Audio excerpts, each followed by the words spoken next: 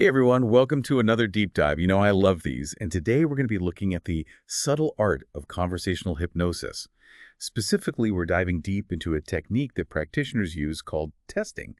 And no, it's not about pop quizzes or, giving your subconscious a grade. Right, we're not talking about tests in the traditional sense. Here, we're looking at testing as a way to make those aha moments stick. Those flashes of insight, turning those into lasting change. And we've got some really fascinating material to work with today. We've got notes from an actual training session between a practitioner and their client. We'll call her Sam, for privacy, of course. Perfect. So could you set the scene for us a little bit? What makes testing such a vital part of conversational hypnosis? It's not just like a casual, how are you feeling, check-in. Oh, definitely not. It's much deeper than that. Think of this way. You've helped a client, uncover a hidden resource. Maybe it's a newfound sense of calm or confidence. That initial aha is exciting, but it's like having a seed, right? You need the right conditions for it to really grow into something strong. That's such a great analogy. So testing is like providing that, that soil, the sunlight, make sure that seed has everything it needs to actually flourish. Exactly. And testing helps to do this in a few really important ways. First, it reinforces those newfound resources. In Sam's case, she had this breakthrough moment. She was expressing this new happiness that she was feeling. But a skilled practitioner doesn't just stop there, right? They don't just celebrate and move on. They dig deeper. They make sure that happiness isn't just a fleeting feeling. Precisely. They test it by maybe gently challenging it, not to be mean or anything, but to see if that new happiness can actually hold up, when things get a little bit tough. Okay, so that's point one, reinforce. Yeah. What would you say is like the second reason why practitioners use testing? Well, I like to think of it as unearthing what I call the hidden knots. Imagine you're trying to untie a knot, and as you loosen one, you realize there's another one underneath, more tangled and complex. Oh, so Sam might think her problem is solved, but testing reveals there's more to the story. Oftentimes, yes. In the session notes, there's a point where Sam's initial excitement kind of gives way to a deeper realization. The practitioner noticed that she kept repeating certain words: accepting, faith, different. This repetition, that can be a clue. Wow, I don't think I would have picked up on that. It's amazing how much we miss in everyday conversation. So those repeated words, they're like red flags for the practitioner. Exactly. They suggest there's more to unpack, maybe a deeper fear or limiting belief that's connected to those words. Testing helps to unravel those knots, those deeper layers of the client's experience. Okay, so we've got reinforce, unearth. What's that third big reason for testing? Sustainability. You want to make sure the client's progress isn't just a temporary high, right? The practitioner actually expressed concern about this in the notes. They said, most people would have stopped with the client being all excited, but is that your high school? Back to the failure. That's a powerful statement. It really highlights how important testing is for long-term change. So how does it promote sustainability? Does the practitioner give the client like homework or something? Not quite homework in the traditional sense. Testing helps to integrate the new learnings into the client's everyday life. It's about asking, can Sam access this new happiness, not just in the session, but out in the real world, when she's faced with challenges? So it's like stress testing a new bridge, right? You don't just build it and hope for the best. You put it through rigorous trials to make sure it can handle real-world conditions. That's a great way to put it. And that's why skilled practitioners are such keen observers. They pick up on those subtle cues, the language, the body language, to guide that testing process. It sounds like being a conversational hypnosis practitioner requires incredible attention to detail, almost like being a detective searching for those clues to unlock the client's full potential. Absolutely. And that's what makes this approach so fascinating. It's this delicate dance between art and science, intuition and technique. All right, so we've established the why of testing. Reinforce, unearth, sustain. Those are the big three. But how does this actually play out in a session? I'm ready to hear more about Sam's story and how the practitioner put these principles into action. Welcome back to our deep dive, exploring testing and conversational hypnosis. Before we get into the specifics of Sam's session, let's do like a quick recap. Remember those three key reasons for using this technique: reinforcing new resources, unearthing those hidden knots, and promoting sustainable change. Right, because as we learned, just having a breakthrough or experiencing a new positive feeling, that's not enough, right? We need to make sure those changes are really integrated deeply. Right. And can withstand the tests of real life. Exactly. Now, going back to Sam's session, remember how she kept repeating those words: accepting, faith, and different. Yeah. These weren't just random words, they were clues pointing toward those hidden knots we talked about. Okay, so how did the practitioner actually use those clues to guide the testing process? Did they just ask Sam, hey, why do you keep saying these words? It's a bit more nuanced than that. The practitioner might gently probe those words, inviting Sam to explore the feelings and beliefs associated with them. They might ask, when you say accepting, what does that feel like in your body? Or what image comes to mind when you use the word faith in this context? Ah, so it's about going beyond just the surface level of the words themselves and exploring like the deeper emotional landscape they represent. Precisely. And remember, testing is a collaborative process. The practitioner isn't trying to analyze or interpret Sam's words from some, detached expert standpoint. They're working with her to uncover the meaning and significance of those words in her own experience. That makes sense. It's about empowering the client to become more aware of their own inner world, right? Exactly. And as they bring these subconscious elements to the surface, they can process them more fully and integrate them into their conscious awareness.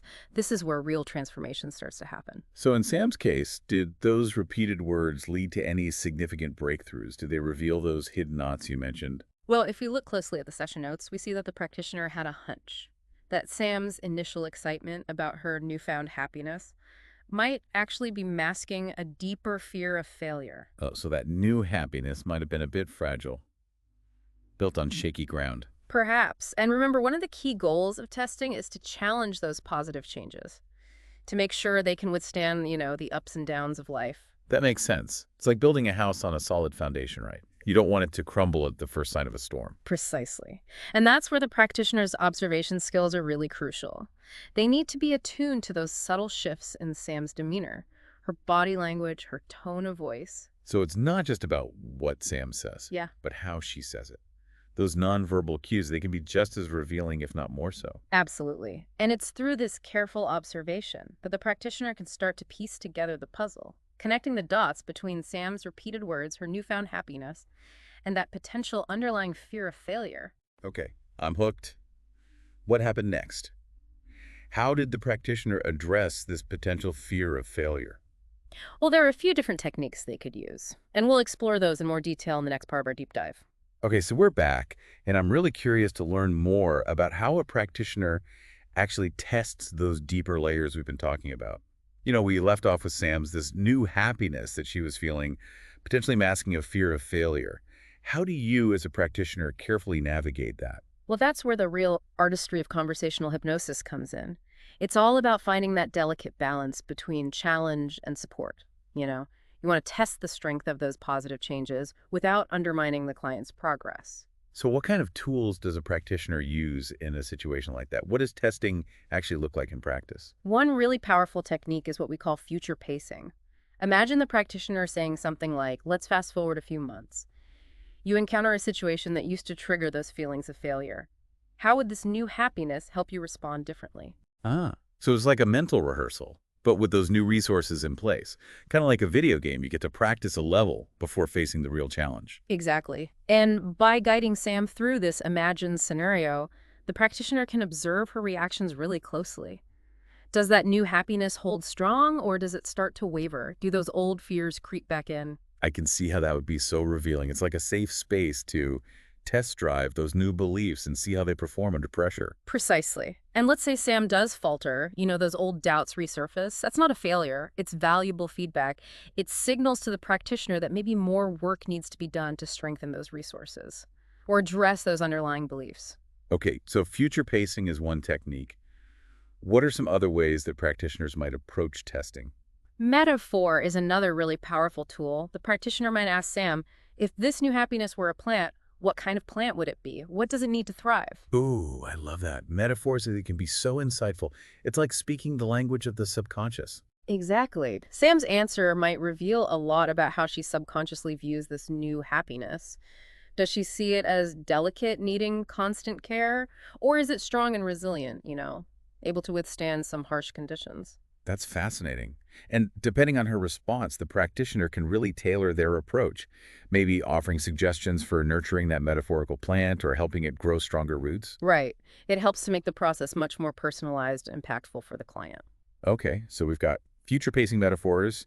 Any other testing techniques we should know about? Yeah. One more that's worth mentioning is reframing. It involves gently challenging the client's perspective, offering an alternative viewpoint. Can you give us an example of how that might work with Sam? Sure, let's say Sam expresses that fear of failure again. The practitioner might say something like, what if instead of seeing those past experiences as failures, you saw them as valuable learning opportunities? What did they teach you? Ah, that's such a powerful shift. It's not about denying the challenges, but changing the meaning we attach to them, turning those stumbling blocks into stepping stones. Exactly. Sometimes a simple shift in perspective can have a profound impact on our beliefs and behaviors. And testing can really help facilitate those shifts. This whole deep dive has been so eye-opening, but before we wrap up, let's bring it back to our listeners for a moment. How can these principles of testing be applied outside of a, formal conversational hypnosis session? That's a great question. Think about it. Testing is really about mindful observation. Gentle challenges and being curious about what lies beneath the surface. Those are valuable skills in any area of life. So how might we use these principles in our own lives? Can you give us some real-world examples? Sure, let's say you're facing a big decision, a career change, a relationship. You could use future pacing to mentally walk yourself through different scenarios, imagining the potential challenges and rewards. Or if you're battling a negative thought pattern, you could use reframing to challenge those thoughts and find a more empowering perspective. Exactly. And even in our daily interactions, just being more aware of our communication, noticing those subtle cues in ourselves and others, it can make us more empathetic, more effective communicators. Wow, this really is a powerful set of tools. It's like having a secret decoder ring for human behavior. And the beauty of it is these tools are available to everyone. You don't need to be a hypnotist to benefit from them. It's about cultivating awareness, curiosity, and a willingness to explore, the depths of our own minds and experiences. What a fantastic note to end on. I don't know about you, but I'm feeling inspired to start testing in all areas of my life. Who knows what hidden treasures we might uncover? Indeed, the journey of self-discovery is an ongoing adventure. And with the right tools and mindset, we can all unlock our full potential. Huge thanks to our expert for this incredible deep dive. And me. And to our listeners, thanks for joining us. We'll catch you next time for another adventure in knowledge and exploration.